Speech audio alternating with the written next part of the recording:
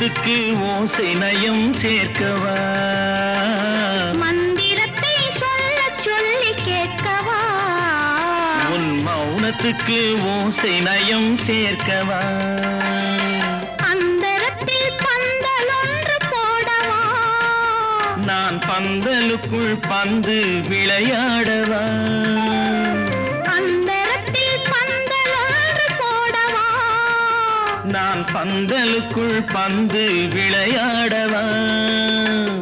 ஆடும் போது சிந்து கவி பாடவா நான் அம்மம்மா என்று கண்ணை மூடவா